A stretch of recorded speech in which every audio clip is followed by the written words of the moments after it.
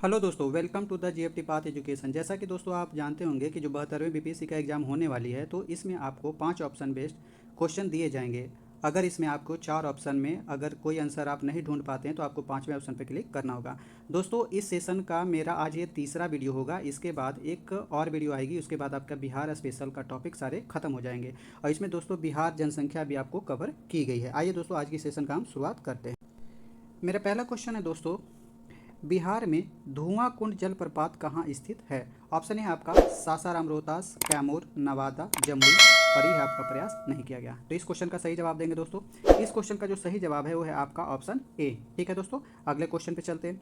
आज का हमारा अगला क्वेश्चन है दोस्तों, बिहार के सबसे बड़ी झील कांवर झील रामसर स्थल किस जिले में स्थित है? ऑप्शन ए है आपका बेगूसराय, दरभंगा, कटिहार, सहरसा। और यह आपका प्रयास नहीं किया गया। तो इस क्वेश्चन का सही जवाब देंगे दोस्तों।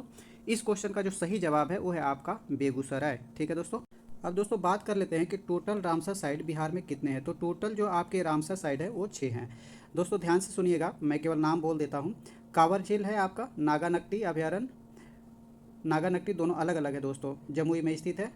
फिर है गोकुल जलाशय बक्सर में, उदयपुर झील पश्चिमी चंपारण, और गोगाबिल झील जो कि कटिहार में स्थित है। तो ये सारे आपके 6 रामसर साइट है दोस्तों। ठीक है दोस्तों, अगले क्वेश्चन पे चलते हैं। आज का हमारा अगला क्वेश्चन है वो है, कुशेश्वर स्थान पक्षी अभ्यारण्य बिहार के किस जिले में स्थित है? ऑप्शन है आपका दरभंगा, मधुबनी, समस्तीपुर, बेगूसराय। और ये है आपका प्रयास नहीं किया गया। तो इस क्वेश्चन का जो सही जवाब है दोस्तों वो आपका ए ऑप्शन इसका सही जवाब है। अगले क्वेश्चन पे चलते हैं दोस्तों। आज का हमारा अगला क्वेश्चन है, बिहार के किस गोगाबिल झील कहाँ स्थित है? ऑप्शन है आपका कटिहार, पूर्णिया, खगड़िया, भागलपुर। ये है आपका प्रयास नहीं किया गया। तो इस क्वेश्चन का सही जवाब देंगे दोस्तों। इस क्वेश्चन का जो सही जवाब है वो है आपका ऑप्शन ए।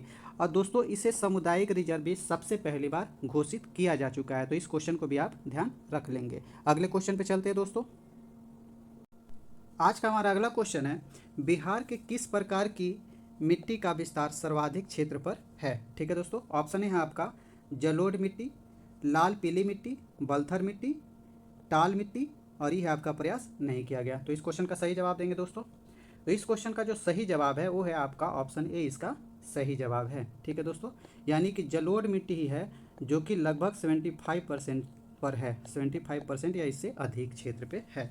अब दोस्तों बात कर लेते हैं कि कौन से क्षेत्र में कौन सी मिट्टी पाई जाती है। ठीक है दोस्तों, जैसे कि आपको एक रफ रूप में बिहार का मैप बना लेता हूँ।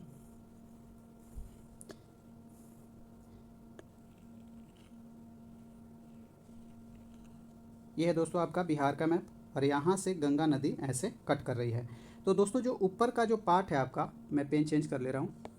तो ऊपर का जो पार्ट है दोस्तों ये वाली, तो इसमें कौन सी होती है? तो इसमें तराई मिट्टी होती है। इसमें कौन सी है? तराई मिट्टी होती है। और इसके नीचे जो ठीक होती है वो कौन सी मिट्टी होती है? तो ये होती है बांगर मिट्टी। कौन होती है? बांगर मिट्टी। ठीक है दोस्तों। और इसके बाद में पाई जाती है दोस्तों, यहीं पे आपका कौन सी है? तो यहाँ पे है भाबर मिट्टी, भाबर। ठीक है दोस्तों। और टाल क्षेत्र कहाँ पे पाई जाती है दोस्तों? तो टाल क्षेत्र ये वाली है, जो कि ये बहुत छोटी सी पतली सी रेखा पाई जाती है जो गंगा नदी के दक्षिण में है। इसी को क्या बोलते हैं? यही है टाल क्षेत्र आपका, या टाल मिट्टी भी, या ताल मिट्टी भी इसको बोला जाता है। ठीक है दोस्तों। और इसके जो ठीक ऊपर वाले ये वाला पोर्शन हो जाता है दोस्तों, यही होता है आपका खादर मिट्टी, खादर मिट्टी। तो ये आप ध्यान रख लेंगे। और दोस्तों नीचे वाला जो क्षेत्र होता है, जो नीचे वाला इस रूप में ऐसे जो कट करती है, तो ये होती है आपका कौन सा? बलथर मिट्टी, बलथर मिट्टी पाई जाती है। और ये होती है आपका बांगर।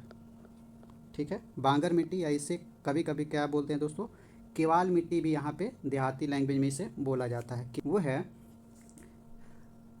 गंगा के उत्तरी में पाई जाने वाली पुरानी जलोढ़ मिट्टी को क्या कहा जाता है? ऑप्शन ए है आपका बांगर, खादर, टाल, भाबर। और यह आपका प्रयास नहीं किया गया। तो इसका जो सही जवाब है दोस्तों वो है आपका ए। ठीक है दोस्तों, जो पुरानी जलोढ़ मिट्टी है उसे क्या बोलते हैं? बांगर बोलते हैं। खादर किसे बोलते हैं दोस्तों? खादर क्षेत्र वो होता है दोस्तों कि जहाँ पे क्या होती है कि प्रत्येक वर्ष जब बाढ़ आती है तो नई मिट्टी बाढ़ के द्वारा लाई जाती है, तो उसी को खादर क्षेत्र बोलते हैं। टाल क्षेत्र वो होता है दोस्तों जो गंगा के ठीक दक्षिण में करीब 5 से 10 किलोमीटर जो क्षेत्र में फैली हुई जो मिट्टी रहती है उसी को टाल क्षेत्र बोलते हैं। और भावर क्षेत्र क्या होता है दोस्तों कि जब नदियाँ ऊपर से पहाड़ी क्षेत्र से निकलती है, जब बड़े बड़े चट्टानों के बीच से होकर गुजरती है, तो इन जो चट्टानी जो छोटे छोटे टुकड़े जो बन जाते हैं तो इसी को बोलते हैं भावर क्षेत्र। और तराई एक होती है दोस्तों, तो तराई कब बनती है, तो तराई एक दलदली प्रकार की मिट्टी होती है जो कि भावर के टूटने से बनती है, यानी कि यहाँ और महीन कंड हो जाते हैं। ठीक है दोस्तों, आगे बढ़ते हैं। आज का हमारा अगला क्वेश्चन है, गंगा के मैदान में गंगा के मैदान की नई जलोढ़ मिट्टी को किस नाम से जाना जाता है। तो दोस्तों मैंने इसका पिछले क्वेश्चन में चर्चा कर दिया है। अगले क्वेश्चन पे चलते हैं। आज का हमारा अगला क्वेश्चन है, बिहार के किस भाग में टाल मिट्टी की प्रधानता पाई जाती है। तो पिछले क्वेश्चन में दोस्तों मैंने चर्चा कर दिया है। आगे बढ़ते हैं। आज का हमारा अगला क्वेश्चन है, बिहार का एकमात्र राष्ट्रीय उद्यान वाल्मीकि राष्ट्रीय उद्यान किस जिले में स्थित है। ऑप्शन है आपका पश्चिमी चंपारण, पूर्वी चंपारण, कैमूर, रोहतास, और यह आपका प्रयास नहीं किया गया। तो इस क्वेश्चन का सही जवाब देंगे दोस्तों। इस क्वेश्चन का जो सही जवाब है वो है आपका ऑप्शन ए, इसका सही जवाब है। ठीक है दोस्तों। और दोस्तों एक और अभी बाघ अभ्यारण्य घोषित किया गया है, जो कि कहाँ पे किया गया है, तो ये किया गया है आपको कैमूर में, तो ये भी आप ध्यान रख लेंगे। और राष्ट्रीय जो वाल्मीकि जो राष्ट्रीय उद्यान है ये बाघ अभ्यारण्य भी है दोस्तों, ध्यान देंगे आप इसको। ये क्या है, बाघ अभ्यारण्य भी है। और बाघ अभ्यारण्य अभी बिहार में 2 हो गए हैं, एक तो वाल्मीकि है और दूसरा कौन है, कैमूर में भी घोषित किया गया है। अगले क्वेश्चन पे चलते दोस्तों। अगला क्वेश्चन, भीम बांध वन्य जीव अभ्यारण्य बिहार के किस जिले में स्थित है। ऑप्शन है आपका मुंगेर, जमुई, लखीसराय, बांका, और ये आपका प्रयास नहीं किया गया। तो इस क्वेश्चन का सही जवाब देंगे दोस्तों। इस क्वेश्चन का जो सही जवाब है वो है आपका ऑप्शन ए, इसका सही जवाब है। ठीक है दोस्तों, अगले क्वेश्चन पे चलते हैं। आज का हमारा अगला क्वेश्चन है, कैमूर वन्य जीव अभ्यारण्य जो कि बिहार का सबसे बड़ा अभ्यारण्य है कहाँ स्थित है। ऑप्शन है आपका कैमूर और रोहतास, गया, औरंगाबाद, नवादा, और ये आपका प्रयास नहीं किया गया। तो जैसा कि दोस्तों नाम से ही पता है कि कैमूर वन्य जीव अभ्यारण्य पूछी गई है, तो कैमूर में ही होगी। आगे बढ़ते हैं दोस्तों। आज का हमारा अगला क्वेश्चन है, पंत राजगीर वन्य जीव अभ्यारण्य किस जिले में स्थित है। ऑप्शन है आपका नालंदा, गया, नवादा, शेखपुरा, और ये आपका प्रयास नहीं किया गया। तो इसका जो सही जवाब है दोस्तों ये इसका सही जवाब है। अगले क्वेश्चन पे चलते हैं दोस्तों। आज का हमारा अगला क्वेश्चन है, बिहार में पाइराइट का सर्वाधिक उत्पादन करने वाला जिला कौन सा है। ऑप्शन है आपका रोहतास, कैमूर, जमुई, बांका, और ये आपका प्रयास नहीं किया गया। तो इसका जो सही जवाब है दोस्तों वो है कौन सा, ऑप्शन ए। और कितना परसेंट होता है दोस्तों, तो लगभग 95%, यानी कि भारत में सबसे अधिक जो पाइराइट का उत्पादन करता है वो कहाँ से होता है, बिहार के रोहतास से। ठीक है दोस्तों, अगले क्वेश्चन पे चलते हैं। आज का हमारा अगला क्वेश्चन है, देश के कुल पाइराइट भंडार का कितना प्रतिशत हिस्सा बिहार में संचित है। तो कितना है दोस्तों, 95% से अधिक। अगले क्वेश्चन पे चलते हैं। अगला क्वेश्चन है दोस्तों, बिहार के किस जिले में सोना के विशाल भंडार खोजी गई है। जमुई में, बांका, मुंगेर, रोहतास, और यह आपका प्रयास नहीं किया गया। तो इसका ऑप्शन ए दोस्तों सही होगा। ठीक है दोस्तों, जैसा कि दोस्तों आप लोग जानते होंगे कि मुंगेर में भी कुछ हद तक सोना पाई गई है, यानी कि जमुई के साथ मुंगेर में भी सोना ही पाई जाती है। ठीक है दोस्तों, अगले क्वेश्चन पे चलते हैं। आज का हमारा अगला क्वेश्चन है, बिहार में अभ्रक माइका मुख्य रूप से किस जिले में पाया जाता है। ऑप्शन है आपका नवादा, गया, रोहतास, कटिहार, पूर्णिया, और ये आपका प्रयास नहीं किया गया। तो इस क्वेश्चन का जो सही जवाब है दोस्तों वो इसका सही जवाब है। ठीक है दोस्तों, यहाँ पे दोस्तों आपसे एक क्वेश्चन पूछा जाता है कि माइका मुख्य रूप से कहाँ पाई जाती है, तो ये मुख्य रूप से जब पूछी जाएगी तब ये नवादा होगा। और अगर ऐसे पूछा जाएगा और मान लीजिए कि नवादा उसमें ऑप्शन में नहीं दी गई है, तब इसका गया आंसर होता है।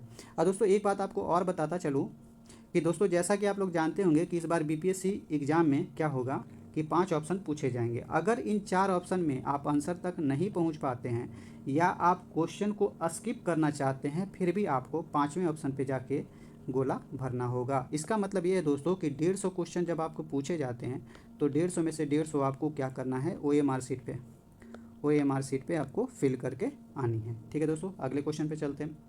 आज का हमारा अगला क्वेश्चन है, बरौनी तेल शोधक कारखाना बिहार के किस जिले में स्थित है। ऑप्शन है आपका बेगूसराय, पटना, मुंगेर, भागलपुर, और ये आपका प्रयास नहीं किया गया। तो इस क्वेश्चन का सही जवाब है दोस्तों वो है कौन सा, आपका ऑप्शन ए इसका सही जवाब है। अब दोस्तों बात कर लेते हैं कि बरौनी में तेल शोधक कारखाना बना कब था। तो ये बना था 1962 से लेकर के 64 के बीच में। और ये किसकी मदद से चल रहा था, तो ये रूस की मदद से ये खोली गई थी। और इस समय कौन सी पंचवर्षीय योजना चल रही थी दोस्तों, तो ये थी तीसरी पंचवर्षीय योजना। तो ये भी आप ध्यान रखेंगे। अगले क्वेश्चन पे चलते हैं दोस्तों। आज का हमारा दोस्तों, बिहार की अर्थव्यवस्था मुख्य आधार क्या है। ऑप्शन है आपका कृषि, उद्योग, सेवा क्षेत्र, खनन, और यह आपका प्रयास नहीं किया गया। तो इस क्वेश्चन का जो सही जवाब है दोस्तों वो कौन सा है, ए इसका सही जवाब है। यानी कि दोस्तों जैसा कि आपको पहले के क्वेश्चन में हमने बताया है कि 75% से अधिक यहाँ पे जलोढ़ मिट्टी है, तो ऐसे में यहाँ पे उपजाऊ मिट्टी होने के कारण कृषि क्षेत्र का स्कोप काफ़ी ज़्यादा यहाँ पे मिलती है। और दूसरे नंबर पे किसका है दोस्तों, तो दूसरे नंबर पे आता है यहाँ पे सेवा क्षेत्र का। तो ये भी ध्यान आप रखेंगे। अगले क्वेश्चन पे चलते हैं दोस्तों। बिहार के कुल कार्य बल का लगभग कितना प्रतिशत हिस्सा कृषि पर निर्भर करता है, यानी कि कृषि क्षेत्र कार्य करने पर निर्भर करता है। ऑप्शन ए है आपका 70% से अधिक, 50%, 60, 80 और ये आपका प्रयास नहीं किया गया। तो इसका ए आंसर इसका दोस्तों सही होगा, यानी कि 70% से अधिक बिहार की जनसंख्या कृषि क्षेत्र में ही कार्यरत है। अगला क्वेश्चन है दोस्तों, बिहार का मुख्य खाद्यान्न फसल कौन सी है, तो मुख्य रूप से कौन सा है दोस्तों, चावल है जैसा कि आप लोग जानते हैं। और सेकंड नंबर पे कौन है आपका, गेहूँ। ठीक है दोस्तों, अगले क्वेश्चन पे चलते हैं। आज का हमारा अगला क्वेश्चन है, बिहार में मक्का का सर्वाधिक उत्पादन किस क्षेत्र में होता है। ऑप्शन है आपका उत्तरी पूर्वी जिला कटिहार और खगड़िया में, दक्षिणी पठार, पश्चिमी मैदान, टाल क्षेत्र और ये आपका प्रयास नहीं किया गया। तो इस क्वेश्चन का जो सही जवाब है दोस्तों वो इसका ये सही है। और एक दोस्तों और यहाँ पे फैक्ट ध्यान रखिएगा कि 2 साल पहले ऐसी एक आई थी कि जो प्रति हेक्टेयर जो उत्पादन थी उसमें वर्ल्ड में पहले नंबर पे आ गया था कौन, कटिहार। ठीक है दोस्तों, मक्का के उत्पादन में वर्ल्ड में प्रति हेक्टेयर उत्पादन में सबसे अधिक कौन कर रहा था, कटिहार। तो ये क्वेश्चन को आप ध्यान रखेंगे कि कई बार ये स्टेटमेंट में आपको ये क्वेश्चन डाल सकता है। ठीक है दोस्तों, अगले क्वेश्चन पे चलते हैं। और आज दोस्तों वर्तमान में कौन है, वर्तमान में भी कटिहार बिहार में सबसे अधिक मक्का का उत्पादन करता है। ठीक है दोस्तों, अगले क्वेश्चन पे चलते हैं।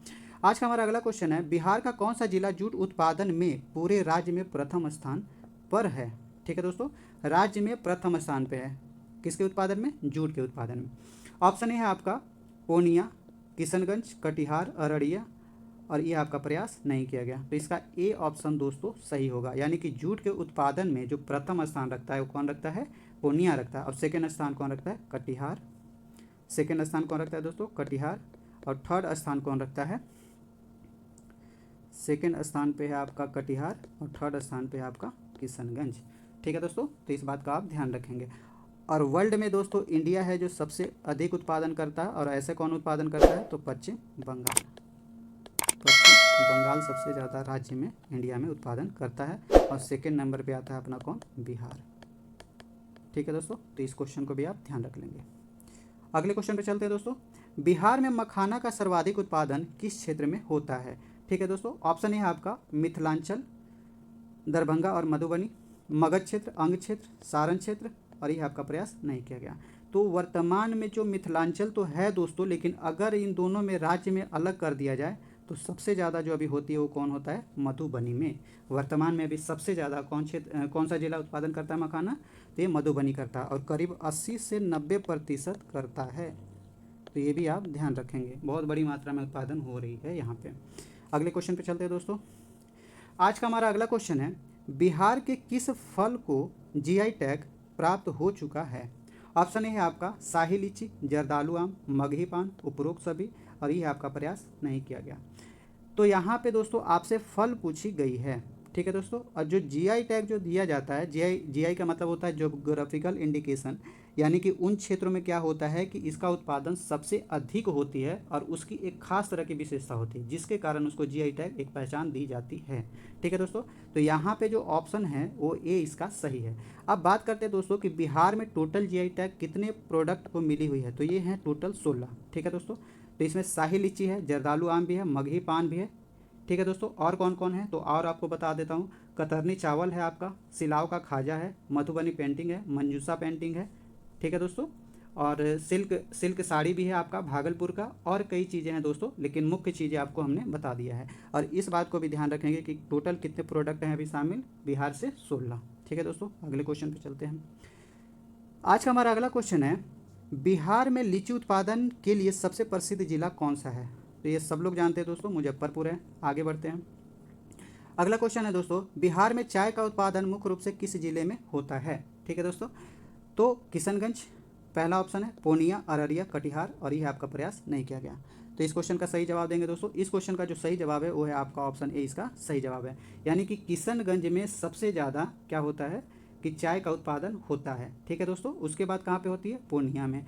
अब दोस्तों बात ये आती है कि यहाँ पे चाय का उत्पादन तो होता है, तो कौन सा किस्म है, तो वो है, उसका नाम क्या होता है, अस्मिका।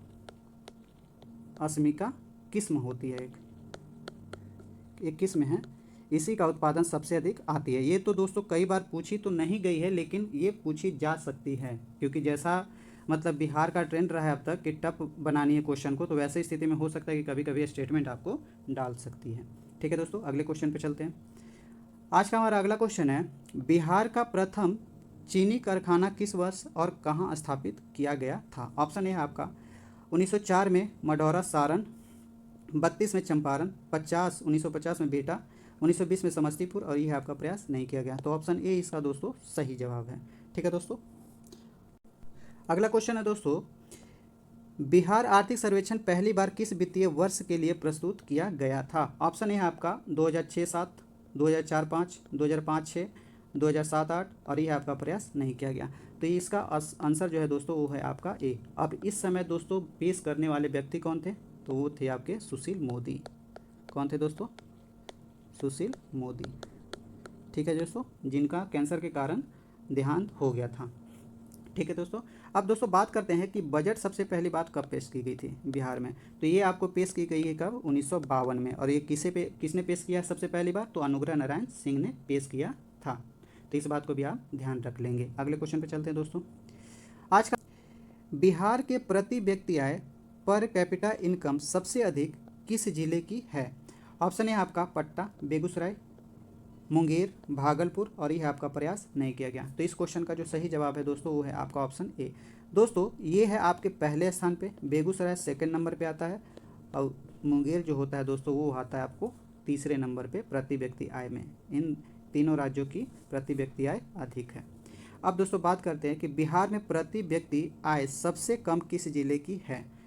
ऑप्शन है आपका शिवहर, अररिया, सीतामढ़ी, पूर्णिया, और यह आपका प्रयास नहीं किया गया। तो इसका ऑप्शन ए दोस्तों सही है, लेकिन ये दोस्तों पहले स्थान पे है, अररिया सेकंड स्थान पे है, और सीतामढ़ी आपका थर्ड स्थान पे है। तो दोस्तों कई बार एग्जाम में ये पूछी गई है कि पहले से तीसरे नंबर पे आप लगाइए कि ये किस रूप में बढ़ रही है। अगले क्वेश्चन पे चलते हैं दोस्तों।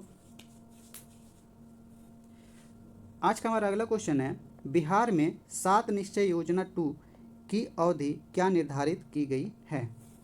ऑप्शन ए है आपका 2020 से 25, 2015 से 20, 2021 से 26, 2022 से 27, और यह आपका प्रयास नहीं किया गया। तो दोस्तों इसका जो आंसर है वो सही जवाब है ऑप्शन ए। अब दोस्तों बात करते हैं कि टोटल जो निश्चय योजना, जो 7 निश्चय योजना है वो 3 आ चुकी है अब तक। तो तीनों पे बात कर लेते हैं। पहली आई है दोस्तों, वो आई है आपका 2015 से 20 के लिए, दूसरी आई है 2020 से 25 के लिए, और तीसरी जो आई है वो आई है 2025 से 30 के लिए। ठीक है दोस्तों, तो ये आप क्वेश्चन को आप ध्यान में रख लेंगे। ठीक है दोस्तों, अगले क्वेश्चन पे चलते हैं। बिहार बजट यहाँ दोस्तों 2026-27 कर लीजिए, क्योंकि वर्तमान के अनुसार हम लोग पढ़ेंगे, के अनुसार सर्वाधिक व्यय किस क्षेत्र पर आवंटित है। ऑप्शन है आपका शिक्षा क्षेत्र, स्वास्थ्य क्षेत्र, सड़क निर्माण, ग्रामीण विकास, और यह आपका प्रयास नहीं किया गया। तो इस क्वेश्चन का सही जवाब देंगे दोस्तों। इस क्वेश्चन का जो सही जवाब है वो है आपका ऑप्शन ए। अब दोस्तों बात कर लेते हैं कि बजट का जो प्रावधान था वो टोटल कितना रखा गया है। तो ये है दोस्तों 3,47,589.76 करोड़।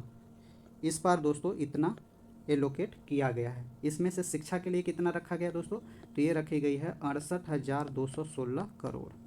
ठीक है दोस्तों, जो कि सबसे अधिक है। और सेकंड नंबर पे कौन आती है दोस्तों, कृषि क्षेत्र पे खर्चा हो रही है, और तीसरे पे आ रही है स्वास्थ्य क्षेत्र। ठीक है दोस्तों, तो इस बात को आप ध्यान रख लेंगे। और ये दोस्तों वर्तमान हमने आपको जो बताई है 2026-27 के अनुसार बताई है। अगले क्वेश्चन पे चलते हैं दोस्तों। आज का हमारा अगला क्वेश्चन है, बिहार में जीविका परियोजना का संबंध मुख्य रूप से किससे है। ऑप्शन है आपका महिला सशक्तिकरण और गरीबी उन्मूलन से, शहरी रोजगार, कृषि ऋण, शिशु स्वास्थ्य, और यह आपका प्रयास नहीं किया गया। तो इस क्वेश्चन का जो सही जवाब है दोस्तों वो है आपका ऑप्शन ए, इसका सही जवाब है। ठीक है दोस्तों, अगले क्वेश्चन पे चलते हैं। आज का हमारा अगला क्वेश्चन है वो है, तो बिहार का पहला जैविक ग्राम ऑर्गेनिक विलेज किसे घोषित किया गया था? ऑप्शन ए आपका केठिया जमुई, कोठिया समस्तीपुर, बेटा पटना, बोध गया और ये आपका प्रयास नहीं किया गया। तो इसका जो सही जवाब है दोस्तों वो ए इसका सही जवाब है। ठीक है दोस्तों। और दोस्तों बात कर लेते हैं, बिहार का ऐसा भी कोई जिला नहीं है जो पूरी तरीके से जैविक जिला घोषित की गई है, लेकिन भारत का जो सबसे पहला जैविक राज्य बना है वो कौन था दोस्तों? वो है सिक्किम। तो इस बात को आप ध्यान रखेंगे। अगले क्वेश्चन पे चलते हैं दोस्तों। जमालपुर रेल कारखाना क्यों प्रसिद्ध है? ऑप्शन ए है आपका एशिया का पहला सबसे बड़ा रेलवे वर्कशॉप, रेल इंजन निर्माण के लिए, कोच निर्माण के लिए, पहिया निर्माण के लिए और यह आपका प्रयास नहीं किया गया। तो इस क्वेश्चन का जो सही जवाब है दोस्तों वो है आपका ऑप्शन ए। और ये दोस्तों है कहाँ पे? तो ये है आपका मुंगेर में। ठीक है दोस्तों। तो इस बात को भी आप ध्यान रख लेंगे, मुंगेर जिले में स्थित है। अगला क्वेश्चन है दोस्तों, बिहार का कौन सा जिला वस्त्र उद्योग के लिए सिल्क सिटी के रूप में जाना जाता है? ऑप्शन ए आपका भागलपुर, गया, बांका, पटना और ये आपका प्रयास नहीं किया गया। तो इसका जो सही आंसर है दोस्तों आपका ए। ठीक है दोस्तों। सिल्क सिटी के रूप में जाना जाता है। वैसा क्यों हो दोस्तों? क्योंकि सिल्क का उत्पादन भी यहाँ सबसे ज़्यादा होती है बिहार में, और सिल्क को दोस्तों जीआई टैग भी प्रदान की गई है। तो इस बात को भी आप ध्यान रखेंगे। अगले क्वेश्चन पे चलते हैं दोस्तों। आज का हमारा अगला क्वेश्चन है, बिहार में सिगरेट का प्रसिद्ध कारखाना कहाँ स्थित है? ऑप्शन है आपका दिलावरपुर, मुंगेर, पटना, भागलपुर, हाजीपुर और यह आपका प्रयास नहीं किया गया। तो इस क्वेश्चन का सही जवाब है दोस्तों कौन सा? ऑप्शन ए इसका सही जवाब है। ठीक है दोस्तों। हाजीपुर में क्या है दोस्तों? तो हाजीपुर में जो कि आपका जो लकड़ी का जो प्लाईवुड का काम होती है उसके लिए कारखाना यहाँ पे स्थित है। ठीक है दोस्तों। अगले क्वेश्चन पे चलते हैं। अगला क्वेश्चन है दोस्तों, बिहार में कृषि रोड मैप 4 की अवधि क्या रही थी? ऑप्शन ए है आपका 2023 से 28, 2022 से 27, 2020 से 25, 2024 से 29 और ये आपका प्रयास नहीं किया गया। तो इस क्वेश्चन का जो सही जवाब है दोस्तों वो कौन सा है? ऑप्शन ए इसका सही जवाब है। ठीक है दोस्तों। अब बात कर लेते हैं दोस्तों कि इसमें चौथे नंबर का ये है, तो पहला 3 कब शुरू हुआ है? ठीक है दोस्तों। तो पहला जो शुरू हुआ है दोस्तों वो हुआ था 2008 से लेकर के कब 12 तक। सेकेंड नंबर का जो शुरू हुआ है दोस्तों वो हुआ है 2012 से शुरू हो करके 2017 तक गई है। और तीसरे नंबर का जो चला है दोस्तों वो 2017 से ले करके कब तक? 23 तक चली है। अगला क्वेश्चन है दोस्तों, बिहार विधानसभा में कुल निर्वाचित सदस्यों की संख्या कितनी है? ऑप्शन है आपका 243, 245, 250, 242 और यह आपका प्रयास नहीं किया गया। तो इसका जो सही जवाब है दोस्तों वो आपका ऑप्शन ए इसका सही जवाब है। अब दोस्तों बात कर लेते हैं कि विधानसभा में, तो विधान परिषद में दोस्तों, इसमें विधानसभा में पहले देखते हैं एसटी और एससी के लिए कितनी सीटें निर्धारित है। तो एसटी के लिए 2 हैं और एससी के लिए कितने हैं? तो इसमें 38 है, यानी कि टोटल मिला के 40 सीटें आरक्षित की गई है। ठीक है दोस्तों, 40 सीटें आरक्षित की गई है। अब बात करते हैं दोस्तों लोकसभा में कितनी है बिहार से सीटें। तो लोकसभा में है आपका 40। राज्यसभा में कितनी है दोस्तों? तो राज्यसभा में है आपका 16। विधान परिषद में कितनी सीटें हैं दोस्तों? तो विधान परिषद में है आपका कितना है? तो ये है 75। ठीक है दोस्तों। और पॉलिटी में चीज़ें दोस्तों इनकी हमने बहुत डिटेल से चर्चा की हुई है, अगर आपने उस सेशन को नहीं देखा है तो आप देख लीजिएगा। अगले क्वेश्चन पे चलते हैं दोस्तों। आज का अगला क्वेश्चन है दोस्तों, पंचायती राज संस्थाओं में महिलाओं के 50% आरक्षण देने वाला भारत का पहला राज्य कौन है? ठीक है दोस्तों। ऑप्शन है आपका बिहार, मध्य प्रदेश, राजस्थान, उत्तर प्रदेश और ये है आपका प्रयास नहीं किया गया। तो इस क्वेश्चन का जो सही जवाब है दोस्तों वो है आपका ऑप्शन ए। ठीक है दोस्तों। और ये कब दिया गया था दोस्तों? तो ये दिया गया है आपको कब? 2006 में। ऐसे दोस्तों जो संविधान में जो आरक्षण की व्यवस्था है महिलाओं के लिए वो 1/3 है। ठीक है दोस्तों। और ये कौन से आर्टिकल के तहत दी गई है? तो ये 243 के डी के अनुसार दी गई है, मतलब आरक्षण की व्यवस्था की गई है। वर्तमान समय में दोस्तों कितने राज्यों में ये व्यवस्था की जा चुकी है, यानी कि महिलाओं को जो 50% दी गई है उसकी व्यवस्था? तो 21 + 2, 2 का मतलब दोस्तों यूटी से है, यानी कि 2 ऐसे यूटी भी हैं जिसमें क्या है, उसमें 50% आरक्षण की व्यवस्था की जा चुकी है। ठीक है दोस्तों। अगले क्वेश्चन पे चलते हैं। अगला क्वेश्चन है दोस्तों, बिहार का राजकीय पशु कौन सा है? बैल, बाघ, गाय, शेर और यह आपका प्रयास नहीं किया गया। तो दोस्तों इसका आप जवाब ऑलरेडी जानते हैं। अगले क्वेश्चन पे चलते हैं। आज का हमारा अगला क्वेश्चन है, बिहार का राजकीय पक्षी किसे घोषित किया गया है? तो ये सभी लोग जानते हैं, कौन सा है? गौरैया। अगले क्वेश्चन पे चलते हैं दोस्तों, बिहार का राजकीय वृक्ष कौन सा है? ये सभी लोग जानते हैं कौन सा है, पीपल का वृक्ष। अगले क्वेश्चन पे चलते हैं दोस्तों। बिहार का राजकीय पुष्प कौन सा है? तो ये भी आप लोग जानते होंगे, गेंदा का फूल है। ठीक है दोस्तों, अगले क्वेश्चन पे चलते हैं। अगला क्वेश्चन है बिहार राज्य बिहार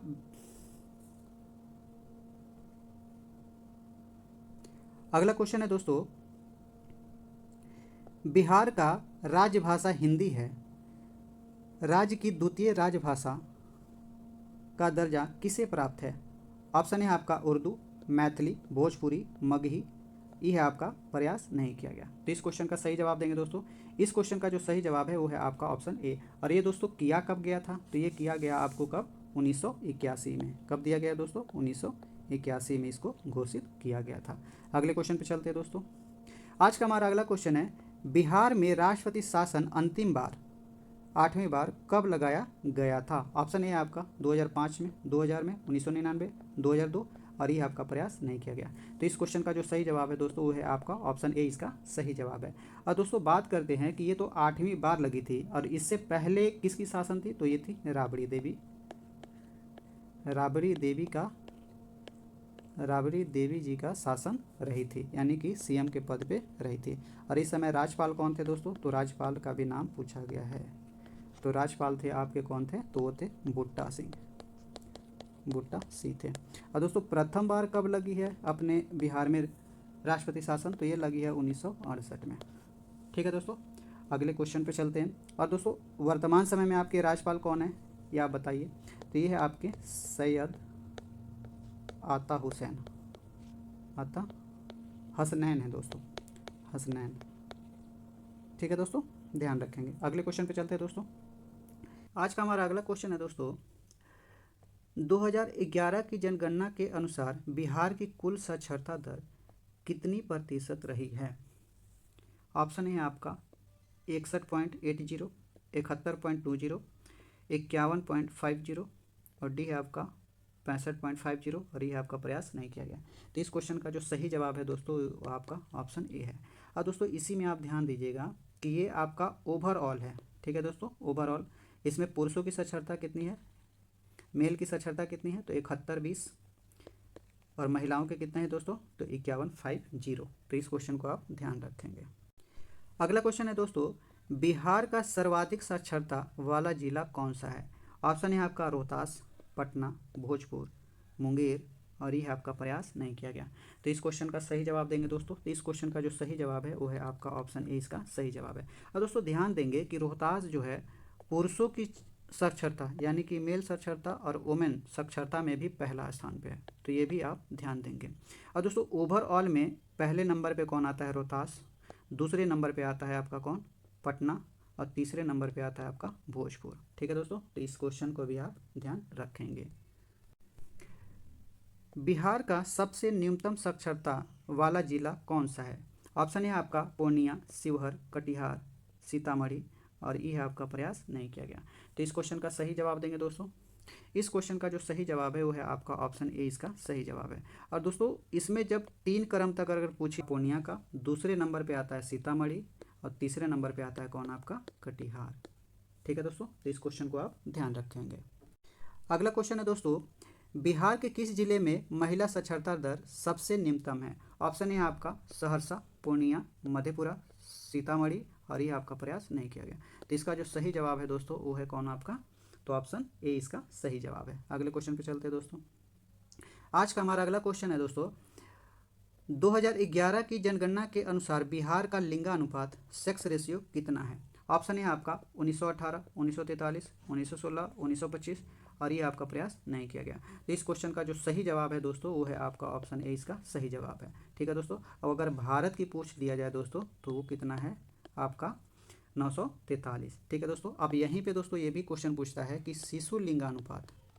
ठीक है दोस्तों, तो बिहार का दोस्तों है वो है आपका 935 और इंडिया का जो है आपका 919 है। और ये दोस्तों कई बार क्वेश्चन बिहार से पूछी जा चुकी है, तो इस क्वेश्चन को आप ध्यान रखेंगे। ठीक है दोस्तों, अगला क्वेश्चन है दोस्तों, बिहार के किस जिले में सर्वाधिक लिंगानुपात पाया जाता है? ऑप्शन है आपका गोपालगंज, सिवान, सारण, किशनगंज और यह आपका प्रयास नहीं किया गया। तो ऑप्शन ए दोस्तों इसका सही है। और ऐसे दोस्तों क्रम में अगर पूछा जाए कि 3 नंबर तक बताइए तो कौन सा है, तो पहले नंबर पे आपका है गोपालगंज जो कि सबसे अधिक लिंगानुपात है। दूसरे नंबर पे आपका है कौन, सिवान। और तीसरे नंबर पे आपका कौन सा आता है, तो आता है सारण। अगले क्वेश्चन पे चलते हैं दोस्तों। आज का हमारा अगला क्वेश्चन है, बिहार के किस जिले में सबसे न्यूनतम लिंगानुपात दर्ज किया गया है। ऑप्शन ए है आपका मुंगेर 876, भागलपुर, पटना, खगड़िया, और ये आपका प्रयास नहीं किया गया। तो मुंगेर इसका सही जवाब है दोस्तों। और सेकंड नंबर पे कौन आता है, भागलपुर। अगले क्वेश्चन पे चलते हैं दोस्तों। आज का हमारा अगला क्वेश्चन है, 2011 की जनगणना के अनुसार बिहार का जनसंख्या घनत्व कितना है जो देश में सर्वाधिक है। ऑप्शन ए है आपका 1106 प्रति व्यक्ति वर्ग किलोमीटर, 982 व्यक्ति प्रति वर्ग किलोमीटर, 1029 व्यक्ति प्रति वर्ग किलोमीटर, 1150 व्यक्ति प्रति वर्ग किलोमीटर, और ये आपका प्रयास नहीं किया गया। तो ये दोस्तों इसका सही जवाब है। ठीक है दोस्तों। अब दोस्तों भारत में अगर बात कर लिया जाए कि भारत में तो पहले स्थान पे कौन आता है, बिहार, जिसका घनत्व सबसे अधिक है। दूसरे नंबर पे कौन आता है, तो दूसरे नंबर पे आता है आपका कौन, तो ये आता है आपका पश्चिम बंगाल। और तीसरे नंबर पे कौन आता है दोस्तों, तो ये आता है आपका केरला। ठीक है दोस्तों, केरला आता है। तो ये आप ध्यान रखेंगे। अगले क्वेश्चन पे चलते हैं दोस्तों। आज का हमारा अगला क्वेश्चन है, बिहार का सर्वाधिक जनसंख्या घनत्व वाला जिला कौन सा है। ऑप्शन है आपका शिवहर, पटना, दरभंगा, वैशाली, और ये आपका प्रयास नहीं किया गया। तो इस क्वेश्चन का जो सही जवाब है दोस्तों वो कौन सा है, ऑप्शन ए इसका सही जवाब है। और क्रम के रूप में अगर दोस्तों पूछा जाए तो पहले नंबर पे, दूसरे नंबर पे है आपका पटना, और तीसरे नंबर पे आता है आपका दरभंगा। अगले क्वेश्चन पे चलते हैं दोस्तों। आज का हमारा अगला क्वेश्चन है, बिहार का सबसे न्यूनतम जनसंख्या घनत्व वाला जिला कौन सा है। ऑप्शन है आपका कैमूर, जमुई, रोहतास, पश्चिमी चंपारण, और यह आपका प्रयास नहीं किया गया। तो इस क्वेश्चन का जो सही जवाब है दोस्तों वो कौन सा है, तो ऑप्शन ए इसका सही जवाब है। और कितना है दोस्तों, तो ये है आपका 488। ठीक है दोस्तों। अगले क्वेश्चन पे चलते हैं। अगला क्वेश्चन है दोस्तों, बिहार के किस जिले में विश्व प्रसिद्ध सोनपुर पशु मेला आयोजित होती है। ऑप्शन है आपका सारण, हाजीपुर के पास, वैशाली, पटना, मुजफ्फरपुर, और ये आपका प्रयास नहीं किया गया। तो ऑप्शन ए इसका दोस्तों सही आंसर है। अगले क्वेश्चन पे चलते हैं दोस्तों। आज का हमारा अगला क्वेश्चन है, बिहार का सुप्रसिद्ध लोक त्यौहार छठ पूजा किस देव की मुख्य रूप से पूजा की जाती है। ऑप्शन ए है आपका भगवान सूर्य और छठी मैया, बी है आपका भगवान शिव, भगवान विष्णु, इंद्रदेव, और यह आपका प्रयास नहीं किया गया। तो इसका जो सही जवाब है दोस्तों कौन होता है, सूर्य देव की पूजा की जाती है। अगले क्वेश्चन पे चलते हैं दोस्तों। बिहार की प्रसिद्ध मधुबनी पेंटिंग को अन्य किस नाम से जाना जाता है। ऑप्शन ए है आपका मिथिला कला, मंजूषा कला, थंका कला, और यह आपका प्रयास नहीं किया गया। तो इस क्वेश्चन का जो सही जवाब है दोस्तों वो कौन सा है, तो ऑप्शन ए इसका सही जवाब है।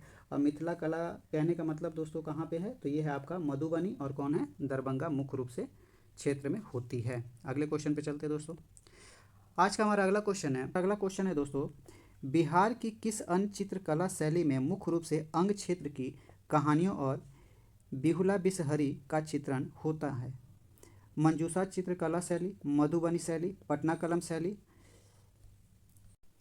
तो इसका जो सही जवाब है दोस्तों वो है आपका ऑप्शन ए। ठीक है दोस्तों। और ये मंजूषा शैली दोस्तों है कहाँ पे फेमस हुआ है, तो ये हुआ है आपका भागलपुर में। कहाँ पे दोस्तों ये फेमस है, तो ये है आपका भागलपुर में। इसमें दोस्तों क्या होती है कि शरीर के पार्ट को दो भाग में बांट दी जाती है। एक भाग में अलग चित्रण किया जाता है, दूसरा भाग में अलग चित्रण किया जाता है। ठीक है दोस्तों। यानी कि एक भाग में आपका पशु और एक भाग में आपका पुरुष और दूसरे भाग में महिला को चित्रण करके दिखाई जाती है।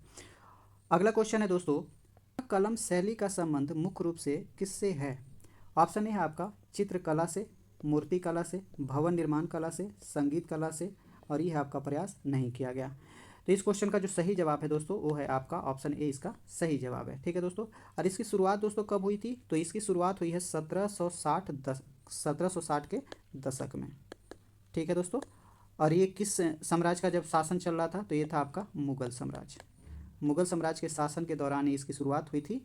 और 1947 से 50 में ये क्या हुआ था कि पूरी तरीके से समाप्त हो गया था। ठीक है दोस्तों। और इस शैली की एक फेमस बात ये थी दोस्तों कि इसमें प्राकृतिक रूप से बनाई गई रंगों का प्रयोग किया जाता है और इसमें जो चित्रित की जाती है वो आम जनजीवन पे आधारित चित्रों को पिरोया जाता है। ठीक है दोस्तों। तो आज की सेशन का दोस्तों यही हम समाप्त करते हैं। अब हम अगले सेशन में मिलेंगे भाग 4 में, और उसमें दोस्तों करीब 100 क्वेश्चन कराई जाएगी आपको, और इसके बाद आपका बिहार स्पेशल से कोई भी क्वेश्चन आपको नहीं